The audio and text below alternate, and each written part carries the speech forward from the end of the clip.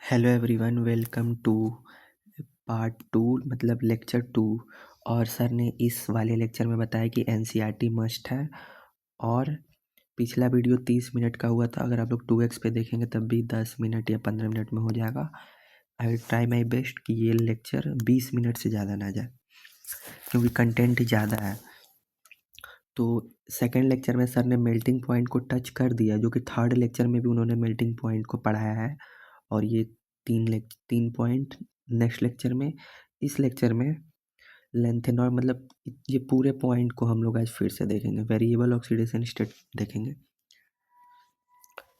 ये ब्लर क्यों दिख रहा है,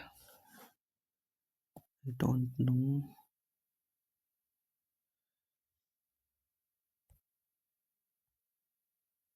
हाँ, अब क्लियर है। ओके, तो कहाँ थे? लेंथेनॉइड कॉन्ट्रैक्शन पे। The name D block because the last electron enter into the D orbital of the penultimate shell. मतलब डी ब्लॉक इसलिए पढ़ा कि डी ऑर्बिटल में लास्ट इलेक्ट्रॉन जाता है। पेनल्टीमेट सेल मतलब ये एन एस के बाद n-1 डी, तो ये आउटर, फिर उसके बाद ये अल्टीमेट, फिर पेनल्टीमेट। लेंथेनॉइड कॉन्ट्रैक्शन देखेंगे, जो कि 4th to 12th group. Lanthanoid contraction पहले मैं देख लिया था। 3D से ज़्यादा 4D का और 4D और 5D का अप्रॉक्स इक्वल होता है, क्योंकि यहाँ पे एफ बोल रहा हूँ, सॉरी, डी के इलेक्ट्रॉन आ जाते हैं। और डी के इलेक्ट्रॉन आने से इनका साइज अप्रॉक्स सिमिलर रहता है। An increase in radii due to higher orbital will be effectively neutralise by the increase in effective nuclear charge.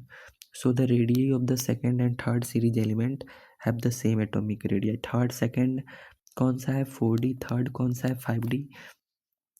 देखो, नंबर बढ़ रहा है तो डी ऑर्बिटल भी बढ़ रहा है, लेकिन साइज भी बढ़ रहा है। लेकिन हो क्या रहा है कि जेड इफेक्टिव न्यूट्रलाइज कर दे रहा है। मतलब इलेक्ट्रॉन भी बढ़ रहा है, प्रोटॉन भी बढ़ रहा है, लेकिन इलेक्ट्रॉन की जो क्वालिटी है वो उतनी अच्छी नहीं है। तो प्रोटॉन क्या कर रहा है, ये जो साइज इतना होना चाहिए था वो साइज खींच के ये इतना कम कर दे रहा है। प्रोटॉन पावरफुल है? प्रोटॉन पावरफुल नहीं है, इलेक्ट्रॉन ही वीक है। प्रोटॉन तो सिमिलर है सब में। Due to poor sigma 4f electron, lanthanoid contraction. F block के आ जाते हैं लेंथेनॉइड, यानी 4f के आने से 14f इलेक्ट्रॉन से सेल कॉन्ट्रैक्ट कर जाएंगे। तो 3D 4D 5D याद क्या करना है, ये सीरीज पूछेगा एग्जाम में direct. Fifth cell size large but effect of this higher neutralisation, मतलब but effect of this higher size contraction Z effective size decrease.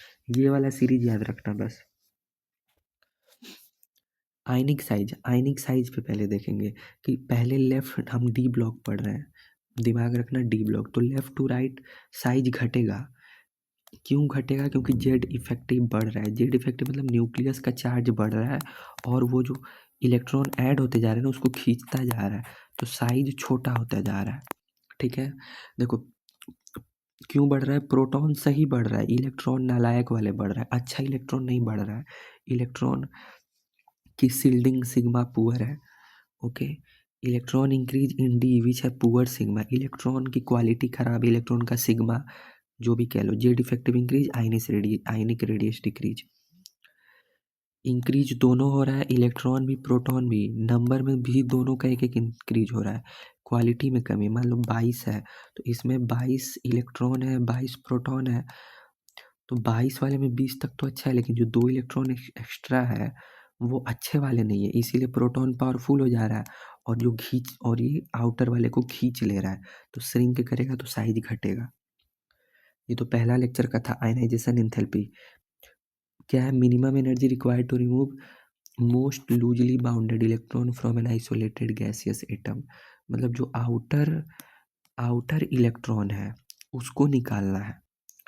Most loosely bounded, outer वाला ही loosely होगा, अंदर वाले पे तो स्ट्रॉन्ग फोर्स लग रहा होगा। आइसोलेटेड गैस एटम से निकालना है, ताकि उस पर और कोई फोर्स ना लगे। गैस फ्री है तो निकाल रहे हो तो तुम एनर्जी दोगे।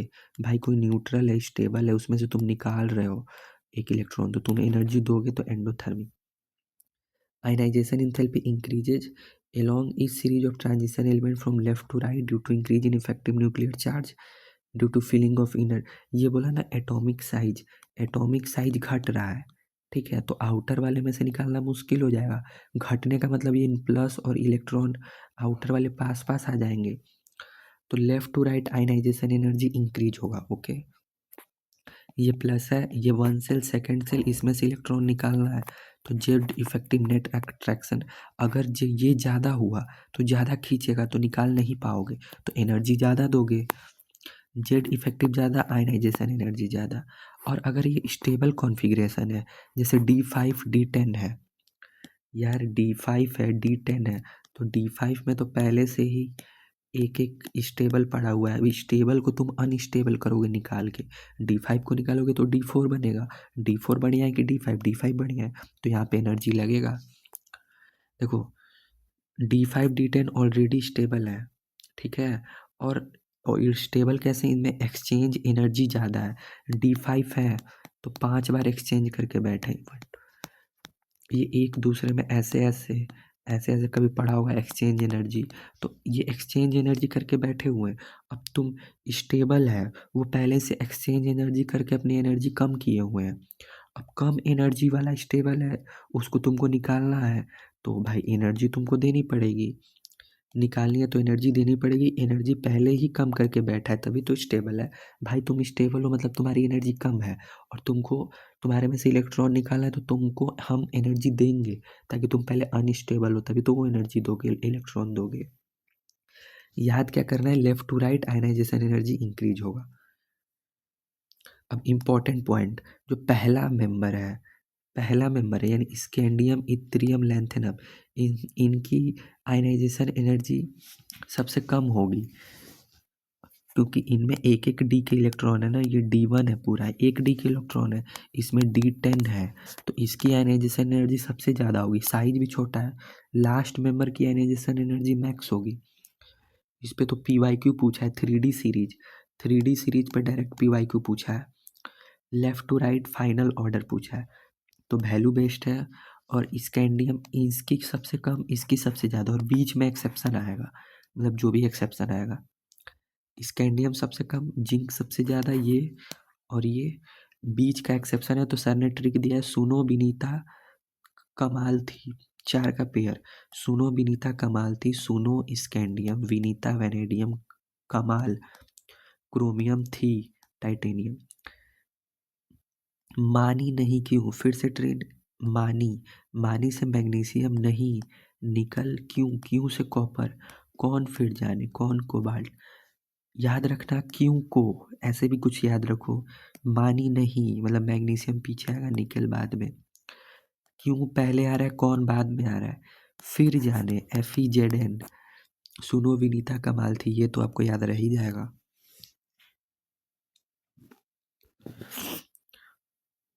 अब ये आयनाइजेशन एनर्जी फर्स्ट है, पहला है, मतलब पहली बार आप इलेक्ट्रॉन निकाल रहे हो। अब आयनाइजेशन एनर्जी 2 में देखेंगे, कि पहले सपोज करो क्रोमियम मैंगनीज है, टू टू देखना है तो पहले 1 बनाओ, 1 बनाने के लिए 3D5 करोगे, मतलब ओरिजिनल है 3D5, 4s1। अब तुमको इसका पहला बनाना है, तो पहला में 3D5 होगा, अब हमको 2 कंपेयर करना है, तो अब इसमें से अगर निकाल दिए 3D4 कर दिए, तो ये आयनाइजेशन एनर्जी 2 हो गया। तो 3D5 है और 3D4 करना है, तो ये होना चाहेगा, नहीं होना चाहेगा, स्टेबल है भाई, तो इसीलिए क्रोमियम की ज़्यादा है। मैंगनीज देखो, ओरिजिनल होता है 3D5 4s2, 1 पहले बनाओ, तो 3D5 4s1, ये 1 है, अब इसको सेकेंड करो, सेकेंड में 3D5 हो जाएगा, तो ये तो दे देगा, लेकिन 3D5 वाला ज़्यादा एनर्जी लेगा 4 में जाने के लिए, एनर्जी ज़्यादा लेगा तो आयनाइजेशन एनर्जी ज़्यादा ज़्यादा है। हाफ फील्ड से रिमूव करोगे तो IE2 क्रोमियम प्लस का मैक्सिमम होगा, मतलब क्रोमियम प्लस के लिए तो वो IE1 होगा। देखो क्रोमियम है, एक इलेक्ट्रॉन निकाले तो क्रोमियम प्लस, दूसरा इलेक्ट्रॉन निकाले तो क्रोमियम +2, तो जब पहला इलेक्ट्रॉन निकाले क्रोमियम के लिए वो IE1 हो जाएगा, और IE2 क्या होगा, क्रोमियम प्लस से Cr+2, लेकिन क्रोमियम प्लस का +2 में जा रहे हो, तो IE1 ऑफ Cr+। बस नेमिंग आपसे पूछेगा यही सवाल, सुनो विनीता कमाल थी, मानी नहीं क्यों, फिर नहीं नहीं, मानी नहीं क्यों, कौन फिर जाने। ये तो नेमिंग है बस, बाकी आप दिमाग से कर लेना जैसे मैं कर रहा हूँ। 3d5 को 4 करोगे, 3d4 तो वो नहीं जाना चाहेगा तो ज़्यादा है। Second electron will be removed from 3d5, 3d5 half field stable configuration, तो आयनाइजेशन एनर्जी बढ़ गई।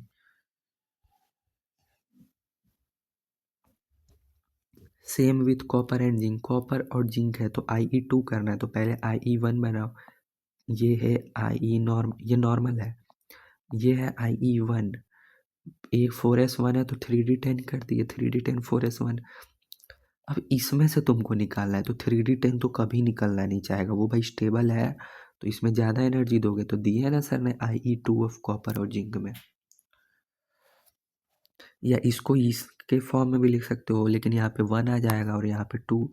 इसको देखो 2 क्यों है, क्योंकि कॉपर को जब आप 2 बार करोगे Cu+Cu+2 तो ये 2 है, और 1 क्यों है, क्योंकि यही 1 है, बस नेमिंग का अंतर है। Ie3 देख लो, लेफ्ट टू राइट इंक्रीज होगा, ये पहले जैसा ही है, पहला में भी तो इंक्रीज हो रहा था। थर्ड में ऑर्डर पलट देगा। देखो Mn और Fe में Ie1 Fe का ज़्यादा है, Ie2 में भी Mn Fe में Fe का ज़्यादा है बेस्ड ऑन जी डिफेक्टिव, लेकिन थर्ड में मैग्नीशियम ज़्यादा हो गया due to 3d5 stable configuration. ठीक है, आप इसका इलेक्ट्रॉनिक कॉन्फ़िगरेशन से देखो बेस्ट रहेगा। देखो मैग्नीशियम है 3d5 4s2 और ये है 3d6 4s2, दो निकालोगे तो ये दो उड़ जाएगा, थर्ड निकालने जाओगे तो 3d5 में से निकालोगे, इसीलिए मैग्नीशियम बोल रहा हूँ, मैंगनीज ज़्यादा है। हाफ फील्ड है 3d5 तो आई ग्रेटर हो जाएगा। 3d6 देख लो, 3d5 में से निकालो या 3d6 में से, 3d5 में ज़्यादा एनर्जी लगेगा, तो Mn+2 ज़्यादा होता है Fe+2 से। ये देखो सर ने यहाँ पे बताया है,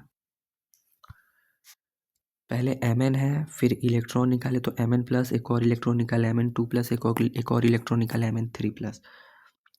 इसके लिए Ie1 of manganese, Ie2 of manganese green वाला, Ie3 ऑफ मैंगनीज, ये इसके लिए है। अब हम इसके लिए देखेंगे, तो इसके लिए तो पहला हो गया Ie1 of Mn+, Ie1 of Mn+2। अब इसके लिए देखेंगे तो इसके लिए ये पहला हो गया Ie2 of Mn+, just nomenclature है। अब एलॉय फॉर्मेशन याद रखना बस तुम भाई, हाँ मैंने बता ही दिया क्या याद रखना, क्वेश्चन करोगे। और इस चैप्टर की एनसीईआरटी भी पढ़नी, जो कि मैं पढ़ाऊँगा एट द एंड में, मतलब सीरीज ख़त्म होने के बाद, इस वीडियो के एंड में नहीं, क्योंकि एनसीईआरटी भी ज़रूरी है इस चैप्टर का। एलॉय फॉर्मेशन में क्या होता है कि मेटल मेटल मेटल होते हैं, लैटिस बनाए रहते हैं स्ट्रक्चर, और अपना इलेक्ट्रॉन छोड़ देते हैं उस लैटिस में, बस। मेटल लैटिस है, ये जो वॉइड है बीच का स्पेस, वॉइड बोलते हैं, इंटरस्टिशियल स्पेस, इलेक्ट्रॉन लूज किए हुए घूम रहे हैं। ओके, तो देखो एलॉय कब बनेगा, जैसे एलॉय बनाना है तुमको दो मेटल का, तो साइज सिमिलर होना चाहिए। ओके, सर ने एग्जांपल भी दिया है कि नींबू, संतरा, अमरूद और सेव, इन सब का साइज सिमिलर है, तो इन सब में से नींबू बोल रहा हूँ मैं, सॉरी, नींबू नहीं, जैसे ऑरेंज ले लो, ऑरेंज ले लो, एप्पल ले लो, तो मतलब एप्पल एप्पल एप्पल एप्पल है, एक एप्पल को हटा के अगर तुम गुआवा रख दोगे तो साइज में ज़्यादा फर्क नहीं है, तो लैटिस बिगड़ेगी नहीं। लेकिन अगर वहीं आप केला रख दोगे तो लैटिस भी बिगड़ जाएगी, सर ने समझाया ऐसे। तो डी ब्लॉक की रेडियस में ज़्यादा वैरी नहीं करता है, वैरी करता है लेकिन ज़्यादा वैरी नहीं करता है। तो एलॉय बनाने के लिए दो मेटल की साइज़ ऑलमोस्ट सिमिलर लो तो डी ब्लॉक वाले यूज होते हैं, क्योंकि इनमें साइज का उतना अंतर नहीं है, एक अपने में अंतर है, लेकिन अगर आप ओवरऑल देखो तो अंतर नहीं है। Atomic radius of the transition element in any series are not much different from each other, मतलब ट्रांजिशन वाले ज़्यादा डिफर नहीं करते, इसीलिए इनको ईजिली रिप्लेस कर सकते हैं ईच अदर से। एप्पल को रिप्लेस कर दो गुआभा से, वैसे ही कोई एक एलिमेंट को दूसरे एलिमेंट से रिप्लेस कर दो डी वाले, तो वो एलॉय बनाए देंगे। एलॉय होमोजीनियस होते हैं, याद रखना, दो मेटल भी हो सकते हैं, एक मेटल और एक नॉन मेटल भी हो सकता है। सपोज करो ये मेटल है, और नॉन मेटल को बीच में रख दो यहाँ पे छोटा छोटा साइज में, लैटिस पे क्या ही फ़र्क पड़ेगा। लैटिस मतलब ये जो अरेंजमेंट है, बोला भी है कि 15% तक का डिफरेंस हम ले सकते हैं। Atoms within 15% of the difference in radii can form alloy. Alloy में melting and boiling point high होता है as compare to pure metal and strength, इसीलिए तो एलोय यूज करते हैं। एलोय बनाओगे तो मेल्टिंग पॉइंट बढ़ जाएगा। जैसे ब्रास है तो कॉपर और जिंक से इसका ज़्यादा मेल्टिंग पॉइंट होगा। तो मान लो अगर कॉपर का यूज करना है तो जिंक में मिला के यूज कर लो ब्रास। जर्मन सिल्वर में सिल्वर नहीं होता, कॉपर जिंक, कॉपर जिंक यानी ब्रास। ब्रास होता है ये, कॉपर जिंक और निकल होता है, रेशियो 1:1:2। ब्रास ब्रास बोल रहा हूँ, कॉपर और जिंक 1:1, पर निकल को लेना होगा तो 2 लेना। ब्रोंज में कॉपर और एसएन, ब्रोंज में कॉपर और एसएन, कॉपर टिन। देखो यहाँ पे जेड है तो यहाँ पे इसमें जिंक नहीं आएगा, बस ऐसे याद रख लो। तो जिंक किस में जाएगा, एस में। और यहाँ पे एसएन है तो यहाँ पे भी ऐसे उल्टा चल रहा है, ये मत समझना जेड है तो जिंक आएगा, नहीं आएगा। जर्मन सिल्वर में कॉपर जिंक निकल। एनसीईआरटी ने भी कुछ बोला है, ये 15%। The alloy so formed are hard, high melting point. Ferrous alloy का है, chromium, vanadium, tungsten, molybdenum, manganese are use for the production of variety of steel and stainless steel. बोला ना ये वाला पॉइंट हम लोग का छूट गया, तो जब मैं एनसीईआरटी पढ़ाऊंगा तो ये मैं पढ़ाऊंगा। अभी अभी important, alloy of transition metal with non transition metal such as brass, copper, zinc. Zinc non transition इसीलिए लिखा है transition with non transition. Bronze, copper, tin और also of considerable industrial important. अगर ऐसे फेरस एलॉय अगर ये छूट जा रहा है ना तो पैनिक मत करना, क्योंकि ये जो सर पढ़ा रहे पहले प्रायोरिटी यही है। 99% सवाल इसी से आएगा, लेकिन 1% के लिए हमको एनसीईआरटी पे जाना पड़ेगा। अब आते हैं कैटेलिटिक प्रॉपर्टी। कैटेलिटिक प्रॉपर्टी मतलब रिएक्शन, मतलब आगे बढ़ाना इसका काम है। इसके पास वैकेंट डी ऑर्बिटल है। वैकेंट डी ऑर्बिटल है तो टेम्पोररी बॉन्ड बना लेगा। और एक एग्जाम्पल था ये वाला एग्जाम्पल, सर ने बताया ये ए है और ये बी है। डी ब्लॉक का कोई एलिमेंट आएगा, सपोज करो ये एलिमेंट है, ये इसको अट्रैक्ट करेगा, इसको भी अट्रैक्ट करेगा, तो ये वाला बॉन्ड वीक होने लगेगा। ये ये वाला बॉन्ड भी वीक होने लगा सेम, अगर इसको कोई अट्रैक्ट कर देगा तो फिर वापस ये बॉन्ड बना लेगा और फिर ये धोखा दे के चला जाएगा। ऐसे कैटलिस्ट काम करता है, बॉन्ड वीक करवा देता है और खुद का सरफेस दे देता है। ऑक्सीडेशन स्टेट भी वेरिएबल है तो अच्छा है। Presence of vacant D orbital, D orbital vacant है तो बहुत बॉन्ड बना लेगा, पर वो बॉन्ड टेम्पररी रहेगा। ये कहता है मेरे पे रिएक्शन हो जाए, तुम लोग पास पास आ जाओ, मैं सरफेस दे दूंगा, फिर मैं चला जाऊंगा बॉन्ड होने के बाद, रिएक्शन होने के बाद। तो रिएक्शन इंटरमीडिएट में आएगा, reaction tendency to form reaction intermediate. खुद का कोई एग्जिस्टेंस नहीं है बट ओनली हेल्प करेगा प्रोडक्ट बनाने में। लो एक्टिवेशन एनर्जी करा देगा, सरफेस एरिया दे देगा ऑब्जॉर्प्शन के लिए, और अलाउ करे देगा कि टाइम दे देगा, सरफेस एनर्जी दे देगा, सरफेस एरिया दे देगा, अपने खाली डब्बे दे देगा कि जो करना है मेरे ऊपर, तुम लोग मेरे ऊपर हो लो और फिर तुम लोग रिएक्शन करके वापस चले जाओ, मैं वापस चले जाऊंगा। खाली रूम प्रोवाइड कर देगा, जैसे दो दोस्त है लड़ाई हुआ है, खाली रूम दे देगा कि जाओ तुम लोग अपने में समझौता करो, फिर वापस बॉन्ड बना के चले जाना। ऐसे may interact by redox reaction through their multiple oxidation state। Multiple oxidation state, खाली डब्बा, वैकेंट ऑर्बिटल, यही इसका स्ट्रॉन्ग पॉइंट है, ये वैकेंट ऑर्बिटल और मल्टीपल ऑक्सीडेशन स्टेट। अब इससे तो भाई match the following, direct direct match the following. Haber's process में नाइट्रोजन और हाइड्रोजन अमोनिया बनाता है, एफी पाउडर यहाँ पे कैटलिस्ट की तरह यूज होता है, डायरेक्ट पूछेगा। SO2 हाफ O2 में V2O5 कैटलिस्ट यूज होता है, कॉन्टैक्ट प्रोसेस बोलते हैं, डायरेक्ट पूछेगा, बहुत बार पूछा है। हाइड्रोजनेशन में वेजिटेबल ऑयल वेजिटेबल घी में कन्वर्ट होगा, हाइड्रोजन बोल रहा हूँ, हाइड्रोजन और निकेल अपना सरफेस दे देगा कि आओ तुम लोग ऑयल से घी में कन्वर्ट हो जाओ मेरे पे। PDCl2 भी डी ब्लॉक का है। ये जो इथाइन है उसको अल्डिहाइड में बदल दे रहा है, CH3COHO में, वैकर प्रोसेस। नेम भी जरूरी है, कॉन्टैक्ट में V2O5 यूज होता है, याद रखो। हाइड्रोजनेशन में पीडी नहीं, पीडी नहीं, वैकर में PdCl2। और हाइड्रोजनेशन में ऑयल से कन्वर्ट होता है घी में, और यहाँ पे हाइड्रोजन और निकेल यूज होता है।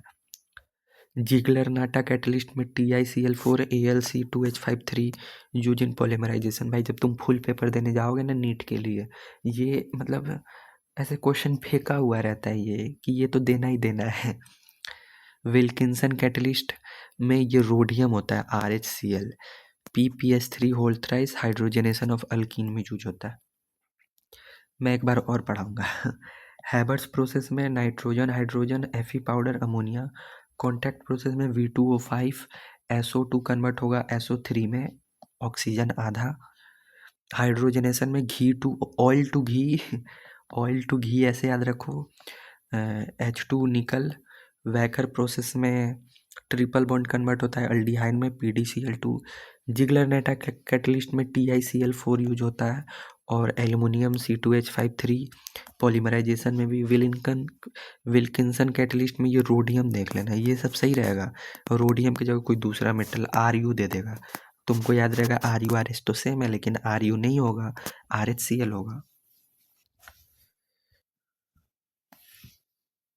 ये देखो, catalyst at a solid surface involve formation of bond between reactant molecule and atom of the surface of catalyst. ठीक है, this has the effect of increasing the concentration of reactant at the catalyst surface and also weakening of the bond. Bond कैसे week करता है बता दिया, खुद जाएगा, ये ए है, देख रहे हो सर ने ऐसे लाइन बनाया, खुद जाके इसको अट्रैक्ट करेगा, इसको अट्रैक्ट करेगा, इसको अट्रैक्ट करेगा, इसको अट्रैक्ट करेगा, फिर वापस इन दोनों को पास ला के छोड़ देगा, धोखा दे देगा, क्योंकि मेरा तो कुछ नहीं था तुम्हारे साथ। फिर ये बॉन्ड बन जाएगा, ओल्ड बॉन्ड को वीक कर देगा, AB न्यू बॉन्ड फॉर्म हो जाएगा। ट्रांजिशन मेटल की तरह यूज होता है। फॉर एग्जांपल, अगर आयोडीन को तुमको 2I- को H2O8 के साथ I2SO4 में बनाना है, तो पहले क्या करेगा ना कि पहले ये 2I- है, पहले जाएगा Fe+3 और इसको आयोडीन देगा, पहले I2 बन जाएगा, इलेक्ट्रॉन देके I2 बना लेगा और खुद कन्वर्ट हो जाएगा Fe+2 में। और ये Fe+2 अब जो बचा वाला H2O8 है उसके साथ रिएक्शन करके SO4 बना लेगा और Fe+3 वापस निकल जाएगा जो ये वहाँ पे गया था। ये देखो, Fe+3 आयोडीन है, इलेक्ट्रॉन दिया 2Fe+2 हुआ, अब यही Fe+2 यहाँ पे आया, आयोडीन निकल गया, ये आयोडीन एक प्रोडक्ट निकल गया, दूसरे प्रोडक्ट फॉर्म होगा चेन रिएक्शन की टाइप का, फिर H2O8 को SO4 में सल्फेट में कन्वर्ट कर देगा। तो ये Fe+2 यहाँ पे है, +3 यहाँ पे आ गया, तो ऑक्सीडेशन स्टेट चेंज कर रहा है तभी तो कर पा रहा है, नहीं कर पाता तो ये नहीं आता यहाँ पे। Transition metal ion can exchange their oxidation state become more effective as catalyst. 2 topic और बच रहा है, इंटरस्टिशियल कंपाउंड, ये तो वही है, जैसे ये जो है एलॉय बन रहा था, तो बीच बीच में जो स्पेस बन रहा था ना, इसमें तुम नॉन मेटल डाल दो। नॉन मेटल कैसे, BHCN, डायरेक्ट क्वेश्चन आता है BHCN। Hydrogen carbon nitrogen boron crystal, जैसे कि TiCMn4NFeH TiH2 ऐसे ऐसे कंपाउंड बना लेगा, ये नॉन स्टाइकोमेट्री होते हैं, मोल कॉन्सेप्ट वाला क्वेश्चन नहीं है यहाँ पे, मतलब मोल वाला जैसे क्वेश्चन होता था ना, वहाँ वहाँ पे स्टाइक्योमेट्री देखी जाती थी, यहाँ पे नहीं देखी जाएगी। फॉर एग्जांपल, अगर Ti1 है तो हाइड्रोजन 1.7 है, यार 2 ही हो लेता, लेकिन नहीं, स्टोइकोमेट्री नहीं फॉलो हो रहा है तो 1.7। VH है तो H आधा H है 0.56। अब इसको समझ ही नहीं आ रहा है आयनिक है कि कोवैलेंट है। हार्डनेस ज़्यादा है, निकल ब्रोमाइड हार्डनेस डायमंड जितना सिमिलर है, सर ने बोला था इसलिए इसको बुलेट जैकेट में यूज कर लेते हैं। नहीं आयनिक है, ना ही कोवैलेंट है, क्योंकि बॉन्ड तो फॉर्म हुआ ही नहीं ना, मेल्टिंग पॉइंट बढ़ जा रहा है भाई, हार्डनेस है तो मेल्टिंग पॉइंट बढ़ जाएगा। कंडक्टेंस रिमेन सेम, कंडक्टेंस पे कोई फ़र्क नहीं पड़ेगा क्योंकि इलेक्ट्रॉन अब भी इस फ्री स्पेस में है, कोई रिएक्शन नहीं करेगा, केमिकली इनर्ट। ये ना ऐसे आता है 1 2 3 4 and how many of the are for interstitial compound, तो हार्डनेस ज़्यादा रहेगा, मेल्टिंग पॉइंट हाई रहेगा, BHCN यूज होगा, कोई फाइनाइट कंपोजिशन नहीं होगा। और इसमें स्मॉल साइज वाला नॉन मेटल पार्ट ले रहा है, इसीलिए ये स्मॉल साइज वाले आ रहे हैं, इसीलिए लार्ज साइज वाले नहीं आ रहे हैं। पैकिंग इफिशियंसी इम्प्रूव हो जाएगी। देखो अगर ये है, ये गड्ढा है, इलेक्ट्रॉन नहीं फिल कर पा रहा है, तो आप नॉन मेटल डाल दो। अब मेल्टिंग पॉइंट को समझाने के लिए सर ने एटोमाइजेशन एंथैल्पी समझाया। एटोमाइजेशन एंथैल्पी में क्या होता है ना कि एस और डी वाले इलेक्ट्रॉन दोनों पार्ट ले लेते हैं। फॉर एग्जांपल कि जो 3d और 4s है तो इसमें एनर्जी गैप कम है, तो electron of both subshell participate in bonding. Energy gap कम है तो एस वाला भी बॉन्ड बनाने चल जाता है, तो एस वाले बॉन्ड बनाने चल जाएगा तो n-1d इलेक्ट्रॉन एक्स्ट्रा आ जाते हैं in addition to ns। ns भी है, n-1d इलेक्ट्रॉन है, तो बोलेगा कि इलेक्ट्रॉन भर भर के है मेरे पास, तुम चिंता मत करो। तो एटमाइजेशन एंथैल्पी क्या होता है, देखो पहले देखो atomisation enthalpy number of unpaired electron, तो पहले D1 D2 D3 D4 D5 तक अनपेयर्ड इंक्रीज होगा। मान लो D5 है तो 5 इसके और 2 एस के, 7 इलेक्ट्रॉन। लेकिन अब D6 आ जाएगा तो अनपेयर्ड इलेक्ट्रॉन 4, फिर 3, फिर 2, फिर 1 0, तो ये घटते चला जा रहा है। तो 7 5 तक तो बढ़ता है D5 तक, फिर उसके बाद घटते चला जाता है, तो D5 तक ऐसे ग्राफ ऊपर जाता है, फिर नीचे आ जाता है जनरल। देखो D5 तक ऐसे ग्राफ ऊपर, D5 तक पीक पे गया, फिर घटने लगा क्योंकि नंबर ऑफ अनपेयर्ड इलेक्ट्रॉन घट रहा है। More number of electron are present for bonding. D5 तक अनपेयर्ड ज़्यादा है तो नंबर ऑफ इलेक्ट्रॉन भी ज़्यादा हो गया बॉन्डिंग के लिए, अनपेयर्ड वाला ही ना पार्टिसिपेट करेगा। अब ये डब्बा भरा हुआ है, ये क्यों ही जाएगा। इंटर पार्टिकल अट्रैक्शन इंक्रीज होगा, बॉन्ड स्ट्रॉन्ग होगा, एटोमाइजेशन एंथैल्पी बढ़ेगा, और एटोमाइजेशन एंथैल्पी बढ़ेगा तो मेल्टिंग पॉइंट इंक्रीज होगा। जनरल में मेल्टिंग पॉइंट ऐसे बढ़ता है फिर घट जाता है, क्योंकि D5 तक 2 s के और 5 d के 7 इलेक्ट्रॉन मिल जाएंगे। देखो D1 टू D5 होगा तो then D5 to D10 decrease, मतलब D5 तक इंक्रीज फिर D10 तक decrease number of unpaired electron. Melting point depend किस पे करता है, अनपेयर्ड इलेक्ट्रॉन पे। In any series melting point is maximum at D5, क्यों, क्योंकि D5 पे मैक्सिमम अनपेयर्ड रहता है। अब D6 से 1 2 3 4 5 5 अनपेयर्ड, D6 पे पेयरिंग होगा तो यही 4 फ्री है, D7 में ये 3 फ्री है। अब अब लोअर वैल्यू ऑफ मैग्नीशियम और TC है टेक्नीशियम, तो ये D5 है। लेकिन ये एक्सेप्शन है, रेड कलर, मैग्नीशियम भी D5 है, टेक्नीशियम भी D5 है, लेकिन इनका लोअर वैल्यू है। क्यों, क्योंकि इनमें वीक और डिफरेंट पैकिंग है सॉलिड में, तो इसी वजह से मेल्टिंग पॉइंट घट जाता है।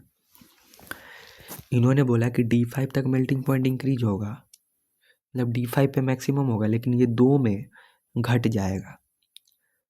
ठीक है, ये वाला ग्राफ यार, ये देखो ये जनरल ग्राफ है, ये वाला मेरा लाइन देखो, ऐसे ऐसे ऐसे, ये जो बढ़ रहा है ना ग्राफ, ये D5 पे बढ़ रहा है। लेकिन NCERT ने क्या किया, मैग्नीशियम टेक्नीशियम, अगर सपोज करो मैग्नीशियम यहाँ पे रहता है, ये जो मैंने डॉटेड, ये डॉटेड मैंने बनाया भाई, लेकिन ये दोनों एक्सेप्शन आ गया, ऐसे रहता तो मैग्नीशियम बोल रहा हूँ, मैंगनीज यहाँ पे रहता, लेकिन वो नीचे शिफ्ट कर गया तो एक्सेप्शन। जो टेक्नीशियम है यहाँ पे रहता है D5, नीचे शिफ्ट कर गया, एक्सेप्शन। क्यों एक्सेप्शन है, क्योंकि due to weak and different packing. और देखो ये maximum in D block, W का सबसे ज़्यादा होता है D ब्लॉक में मेल्टिंग पॉइंट, टंगस्टन होता है ये। D ब्लॉक में सबसे ज़्यादा मेल्टिंग पॉइंट टंगस्टन। ठीक है, सर ने बताया maximum in D block tungsten, 3D 4D 5D में मैक्सिमम क्रोमियम मोलिबेडनम टंगस्टन तो मैक्स होता है। ट्रिक भी है, minimum in 3D series zinc का सबसे मिनिमम होता है melting point, zinc easily melt हो जाएगा। इसको याद करो, करो मोना वरना, ऐसे भी कोई नाम भी कर सकते हो, करो मोना वरना, क्या करवाना है आपको पता है, या मोल वाला। ठीक है, और ग्रुप 3 एंड 12 में मेल्टिंग यही पूछेगा भाई, और ये पूछेगा, ये सब तो हाँ क्वेश्चन। ग्रुप 3 एंड 12 में 3D 4D 5D होता है। ठीक है, melting point top to bottom घटता है। लेकिन 4 to 10 में 3D 4D 5D उल्टा हो गया। ग्रुप नंबर 11 में कॉपर AU AG का सबसे कम, ये देखो कॉपर, देखो कॉपर का सबसे ज़्यादा, ये रेड वाला लाइन दिखा ऊपर है, फिर ये ग्रीन वाला लाइन बीच में है, ये 1, ये ग्रीन वाला लाइन बीच में, डॉटेड लाइन थर्ड, तो copper AU copper AU। Silver वाला क्वेश्चन है कि सिल्वर का मेल्टिंग पॉइंट लो हो रहा है, देख रहे हो कितना लो है, इसीलिए इसका कंडक्टिविटी हाई है, फिर भी नहीं यूज कर सकते हैं क्योंकि ये मेल्ट कर जाएगा, हीट बर्दाश्त ही नहीं कर पाएगा।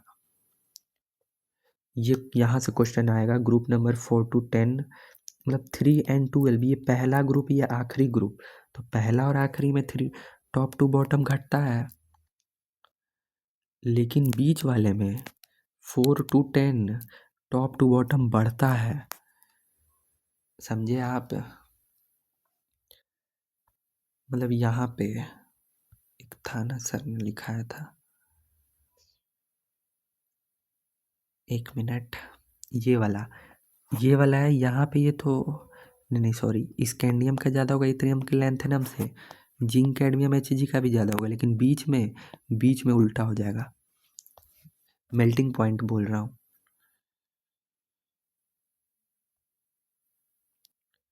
और इस टेबल में क्या बताया, मिडिल ऑफ सीरीज पे मैक्सिमम, ये देखो ये मिडिल पे मैक्सिमम है, क्योंकि ये तो एक्सेप्शन आ गया, 2 ठो, ये 2 ठो चलेगा। Atomisation enthalpy, chromium 3D max, molybdenum 4D में मैक्स है। और ये वाला मेल्टिंग पॉइंट सर ने अगले वीडियो में भी पढ़ाया लेक्चर नंबर 3 में, तो वहाँ पे हम लोग और अच्छे से देखेंगे। तब तक के लिए थैंक यू।